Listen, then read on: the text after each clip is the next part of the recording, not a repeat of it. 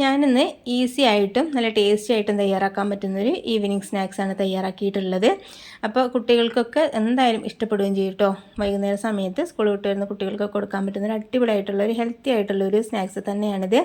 അപ്പോൾ വീഡിയോയിലേക്ക് കടക്കുന്നതിന് മുമ്പ് തന്നെ സബ്സ്ക്രൈബ് ചെയ്യാതെ കാണുന്നവരുണ്ടെങ്കിൽ ഒന്ന് സബ്സ്ക്രൈബ് ചെയ്ത് സപ്പോർട്ട് ചെയ്യുകയും ചെയ്യണേ. വീഡിയോ നിങ്ങൾക്ക് ഇഷ്ടപ്പെടുന്നുണ്ടെന്നുണ്ടെങ്കിൽ ലൈക്ക് ചെയ്യാനും പിന്നെ ഫാമിലി ഫ്രണ്ട്സിനൊക്കെ ഒന്ന് ഷെയർ ചെയ്യാനും മറക്കരുത് കേട്ടോ. അപ്പോൾ നമുക്ക് ആദ്യം തന്നെ ഒരു ഗ്ലാസ് പാലെടുത്തിട്ടുണ്ട്. അത് നമുക്കൊന്ന് തിളപ്പിച്ചെടുക്കണേ. അത് ആദ്യം തന്നെ ചെയ്ത് വെക്കണം.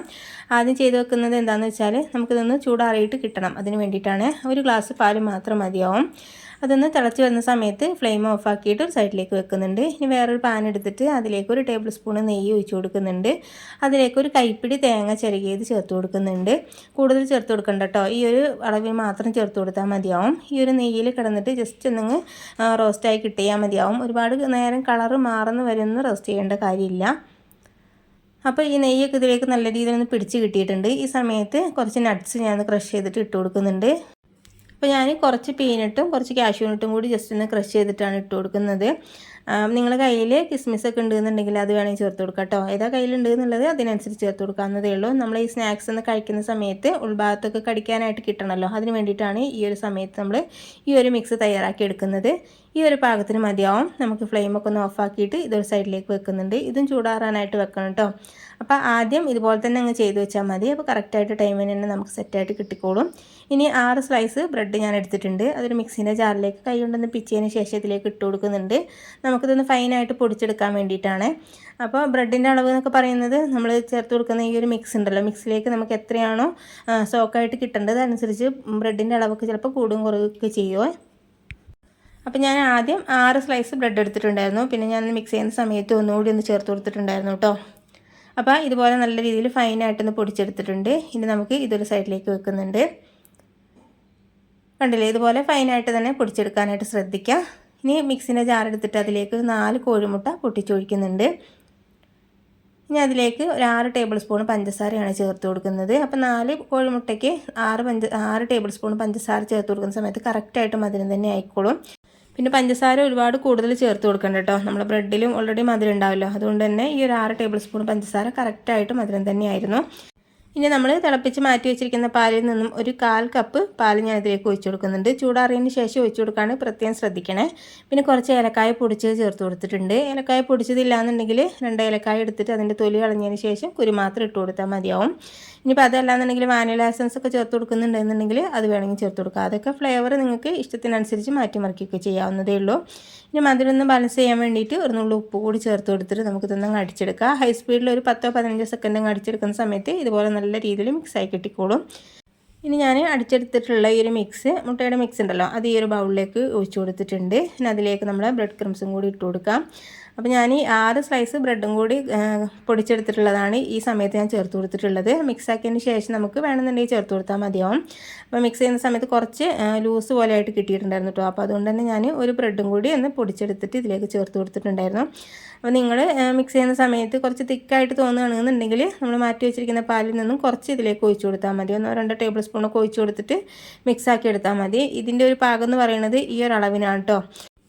അപ്പോൾ നമ്മൾ ഈ ഒരു ബാറ്ററി ഒരുപാട് തിക്കായിട്ടുണ്ടെന്നുണ്ടെങ്കിലും ലൂസായിട്ടുണ്ടെന്നുണ്ടെങ്കിലൊക്കെ നമുക്ക് ഓരോ പരിഹാരം കണ്ടുപിടിക്കാവുന്നതേ ഉള്ളൂ. അപ്പോൾ ഒരുപാട് ടെൻഷൻ അടിക്കേണ്ട ഒരു റെസിപ്പി ഒന്നുമല്ലേ. അപ്പോൾ ഈ ഒരു പാകത്തിന് നമുക്കിതൊന്ന് മിക്സാക്കി എടുത്തിട്ടുണ്ട്. ഇനി നമ്മൾ മാറ്റി വെച്ചിരിക്കുന്ന തേങ്ങയുടെ മിക്സും കൂടി ഇതിലേക്ക് ഇട്ട് കൊടുക്കുന്നുണ്ട്. അപ്പോൾ നമ്മൾ ഈ ഒരു തേങ്ങയുടെ മിക്സും നല്ല രീതിയിൽ ചൂടാറിയതിന് ശേഷം മാത്രമാണ് കേട്ടോ ഇട്ട് കൊടുക്കാനായിട്ട് പാടുള്ളൂ. മൊത്തത്തിലായിട്ട് ഇട്ട് കൊടുത്തിട്ട് നമുക്കൊന്നുകൂടി ഒന്ന് മിക്സാക്കി എടുക്കാം. ഇപ്പോൾ കണ്ടില്ലേ, തേങ്ങയുടെ മിക്സും കൂടി ഇട്ട് കൊടുക്കുന്ന സമയത്ത് ഒന്നുകൂടി ഒന്ന് തിക്കായിട്ട് കിട്ടിക്കോളും. ഒരുപാട് ലൂസായിട്ടുണ്ടെങ്കിൽ കറക്റ്റായിട്ട് നമുക്കിതൊന്ന് കുക്ക് ചെയ്യുന്ന സമയത്ത് സെറ്റായിട്ട് കിട്ടില്ല കേട്ടോ. അത് പ്രത്യേകം ശ്രദ്ധിക്കണേ. ലൂസായിട്ടുണ്ടെങ്കിൽ ടൈറ്റ് ആയിട്ടുണ്ടെങ്കിലും നമുക്ക് കറക്റ്റായിട്ടുള്ളൊരു ടെക്സ്ചറും കാര്യങ്ങളും കിട്ടില്ല. അപ്പോൾ അത് കറക്റ്റായിട്ടും ശ്രദ്ധിച്ചാൽ മതിയാവും.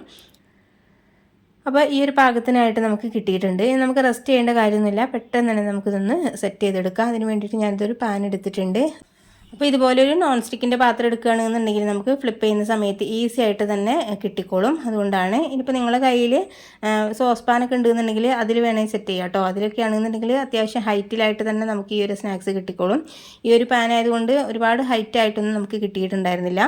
അപ്പോൾ ഇതിലേക്ക് കുറച്ച് ഓയിലോ അല്ലെങ്കിൽ ഗീയോ എന്തെങ്കിലും ഒന്നിങ്ങ് ഒഴിച്ചു കൊടുക്കുക. അതിനുശേഷം ഇതുപോലെ ബ്രഷ് ചെയ്ത് കൊടുക്കുക കേട്ടോ. സൈഡ് ഭാഗത്തേക്കൊക്കെ നല്ല രീതിയിലൊന്നിങ്ങ് ഈ ഒരു നെയ്യ് എത്തുന്ന രീതിയിൽ ബ്രഷ് ചെയ്ത് കൊടുത്തിട്ടുണ്ട്. നമ്മൾ മാറ്റി വെച്ചിരിക്കുന്ന ഈ മുട്ടയുടെ മിക്സ് ഉണ്ടല്ലോ, അത് ഇതിലേക്ക് ഒഴിച്ചു കൊടുക്കുന്നുണ്ട്. എന്നിട്ട് നമുക്കൊന്ന് ലെവൽ ചെയ്തെടുക്കാം കേട്ടോ.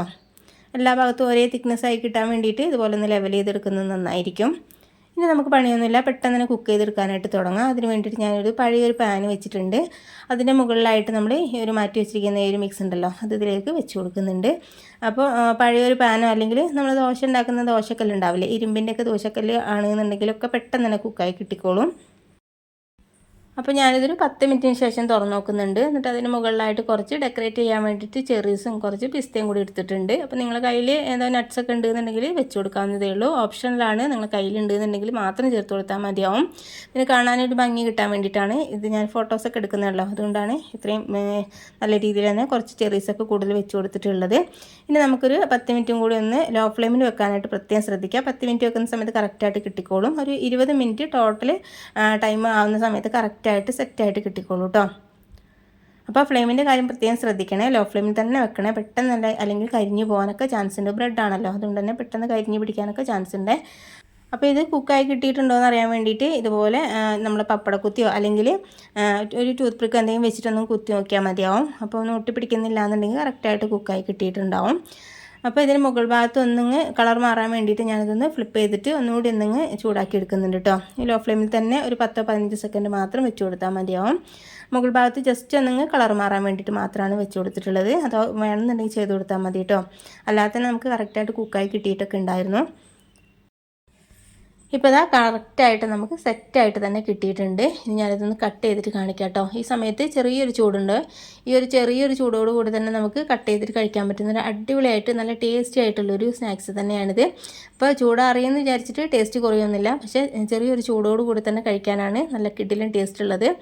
അപ്പോൾ നിങ്ങൾ ബ്രെഡൊക്കെ ഉണ്ടാകുന്ന സമയത്ത് ഇതുപോലെ ഒന്ന് ട്രൈ ചെയ്ത് നോക്കാനും ഒന്ന് ഫീഡ്ബാക്ക് അറിയിക്കാനും മറക്കരുത്. വീഡിയോ നിങ്ങൾക്ക് ഇഷ്ടപ്പെട്ടിട്ടുണ്ടെന്നുണ്ടെങ്കിൽ ലൈക്ക് ചെയ്യാനും പിന്നെ ഫാമിലി ഫ്രണ്ട്സിനൊക്കെ ഒന്ന് ഷെയർ ചെയ്യാനും മറക്കരുത്. സബ്സ്ക്രൈബ് ചെയ്യാതെ കാണുന്നവരുണ്ടെങ്കിൽ പ്ലീസ് ഒന്ന് സബ്സ്ക്രൈബ് ചെയ്ത് സപ്പോർട്ട് ചെയ്യണം കേട്ടോ. അപ്പോൾ നമുക്കിനി പുതിയൊരു വീഡിയോ ആയിട്ട് വീണ്ടും കാണാം. Okay, thank